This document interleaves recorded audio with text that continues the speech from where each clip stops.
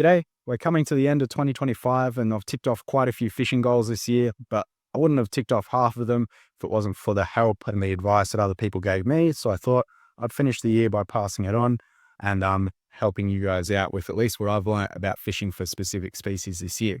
So we're going to start with the jewfish or mulloway. I caught a ton of jewfish this year. I checked my phone this before and I quickly counted 30 different fish, but would have caught quite a few more than that. I broke my PB over and over and over again. Say in the start of winter was about 74 centimeters. And then I ended up finishing the year with an 83 centimeter model not too long ago. So that's pretty cool. So really I caught them in three ways. I'm going to go over those different ways. But firstly, I'll just quickly talk about gear. So for the most part, almost everywhere I'm fishing, I'm running a light setup. This is a 1 to 3 kilo ultralight fast action spin rod with a 2500 size reel, 10-pound braid, and the leader will range, but for the most part, I'm running anywhere from 6 to 12 pound, but when I can, I'll run that 12 pound. If you're in doubt, run 8 pound. It'll work most of the time. The only exception to that rule is when I targeted jewfish out of the reefs and I had to put some hurt on the fish to get them off the reef. So for that, I ran a medium light. This is a 3 to 5 kilo spin setup and a 4,000 size reel, 20 pound main line, and when I could, I'd run 20 pound leader. At times the bite was tough. I'd drop to 12. I would not go less than 12 around the reef, if possible. There's 3 places I mainly caught jewfish this year: in the rivers during the daytime, at night on the white lines, and in the reefs. So I'm going to go over those quickly, and I thought I'd just outline the most effective lure in each place this year for me. So firstly, during the daytime, in the estuaries, in the rivers, really I'm looking for isolated structure that's near where the light lines were at night. So let's say there's a rock pile 300 meters out from a bridge. That's something I'd go have a look at and have a cast. And the most effective lure during the daytime at these spots for me was the 2.5 inch Crush City, the Imposter.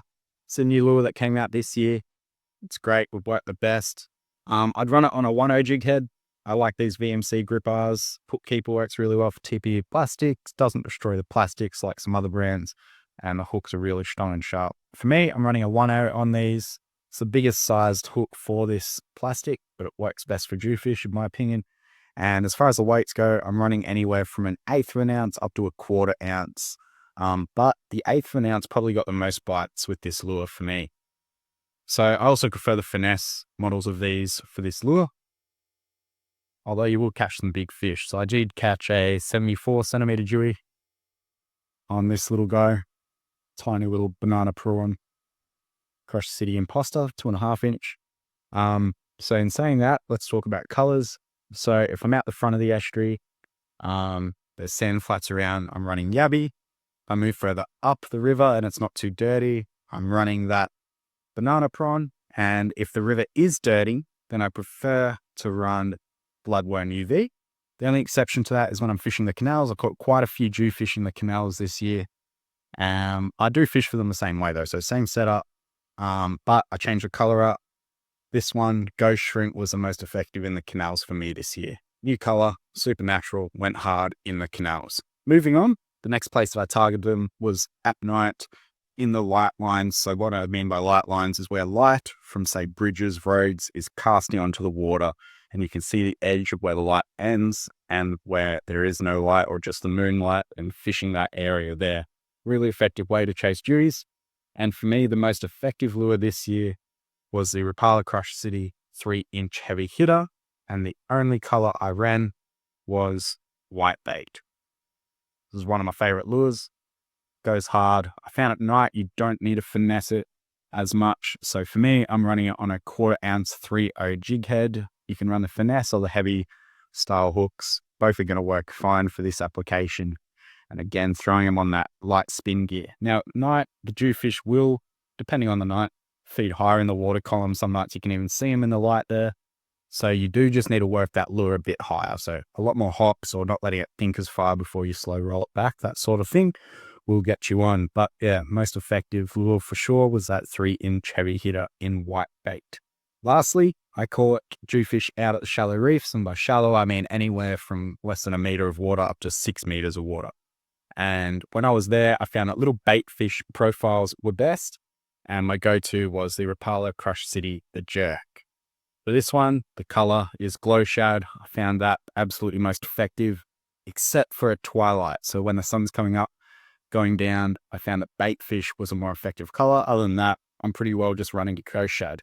Now, I do run it a little bit funny, a little bit different to, I think, most people, and that's a bigger sized hook. So I run a 3/0, and this is a 3/8 ounce, but I actually ran a 1/4 ounce 3/0 in the heavy gauge because I got dusted too many times on the reef by good Jewfish. So I just upped it, and at that point, upping the hook, upping my leader size, upping the rod to that medium light setup, and upping the reel to have a little bit more drag.